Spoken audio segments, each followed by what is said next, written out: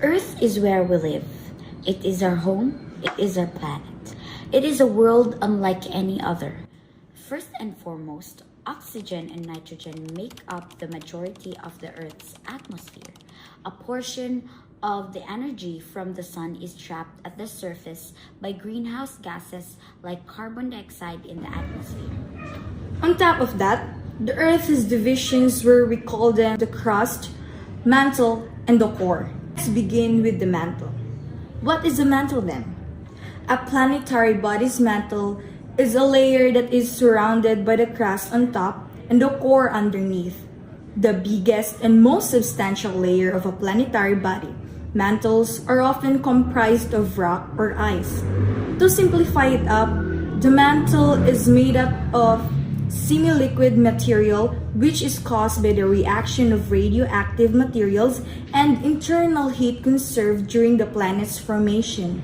So what really is the crust? In geology, the crust is the outermost solid shell of a rock planet, dwarf planet, or natural satellite. It is usually distinguished from the underlying mantle by its chemical makeup. However, in the case of icy satellites, it may be distinguished based on its face, thanks to Mr. Google. The crust has two types, namely the oceanic crust, which is the topmost layer of the oceanic section of the tectonic plates, and the continental crust, which is the layer of igneous, metamorphic, and sedimentary rocks that gives rise to the geological continents and the continental shelves, the shallow sea areas that lie next to them.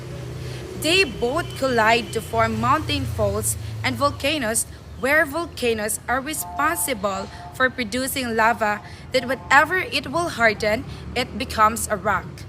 When the rock weathers, it becomes a soil that provides nutrients essential life.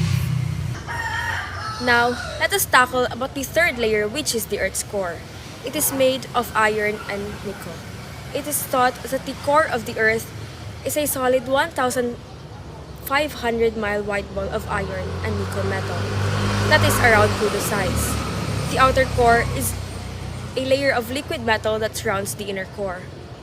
In addition to that, the Earth's core is divided into two, the outer and the inner core. The outer core is liquid because of the very high temperature, and the inner core, on the other hand, is solid because of the high pressure. The Earth's core spins, and that creates magnetosphere. The magnetosphere of the Earth is a component of a dynamic, linked system that reacts to solar, planetary, and extrastellar circumstances.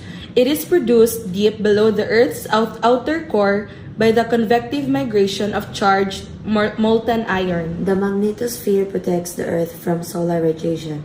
Sunburn, immunodepression, photoaging, and photocarcinogenesis are some of the most significant adverse effects of solar radiation in humans.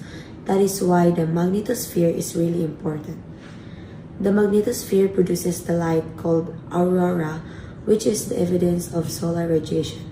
It has two types, which is borealis, or also called the northern lights, where the northern lights most commonly occur within the geographic area beneath the auroral oval. It encompasses latitude between 60 and 75 degrees and takes in Iceland, northern parts of Sweden, Finland, Norway, Russia, Canada, and Alaska, as well as southern Greenland.